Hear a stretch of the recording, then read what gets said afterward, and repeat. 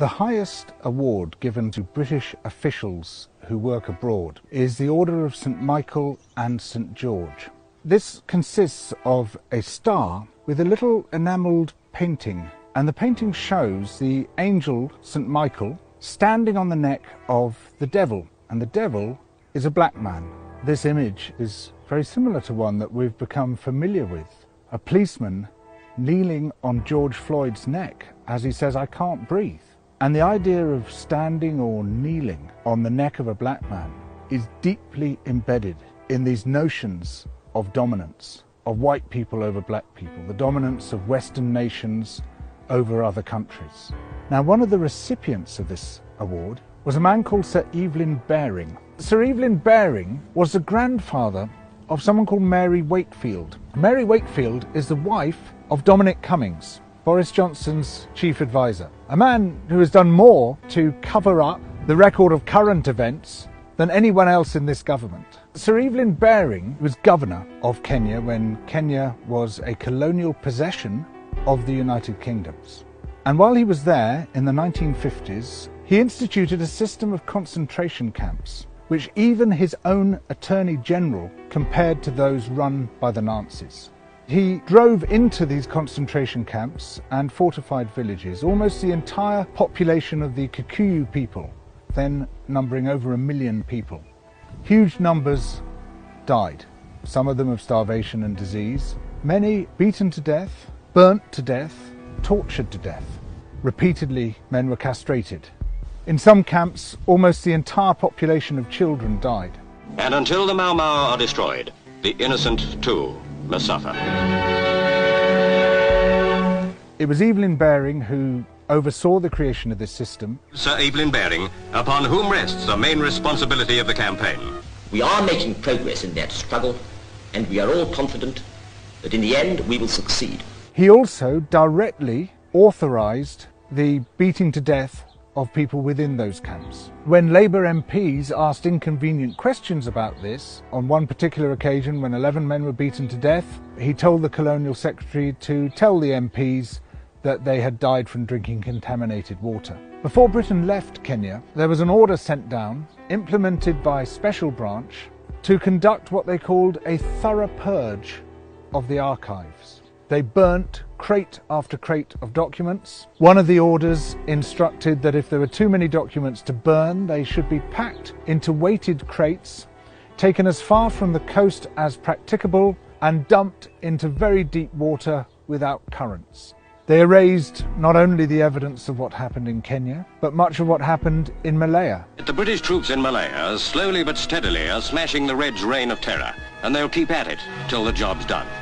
In Yemen, where Britain fought its dirty war, in Aden. We're going to be extremely firm and extremely mean. If anyone starts any trouble, they'll just get the head blown off. They'll get the message in time, you know. We remember all this in the context of Boris Johnson telling us that to pull down statues is to lie about our history. The entire history that we are told about British imperialism is a lie. We, as a nation, have a greater level of pride in our empire than any other European nation. People look back with nostalgia to Britain's imperial past. That's impossible to understand unless we understand the massive fabric of lies, of deletions, which has airbrushed the colonial atrocities practiced everywhere we went.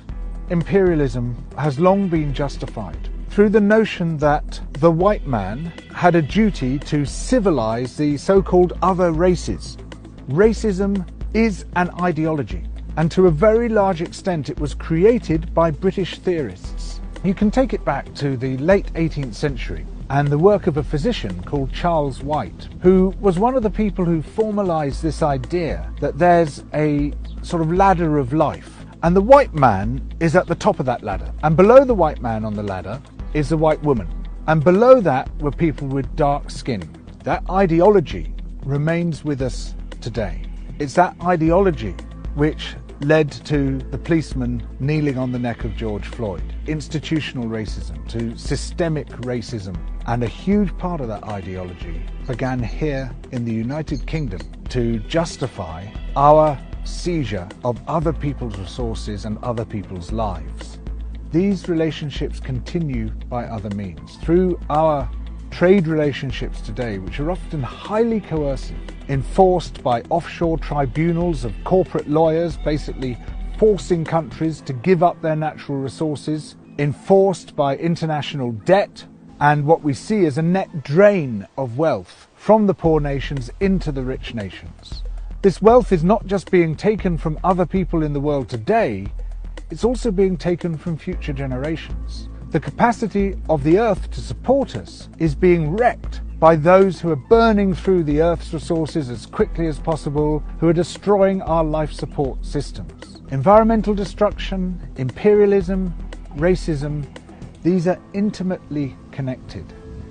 They all mesh together as part of a global system of injustice. It's not just the bad stuff in history that they don't want us to see.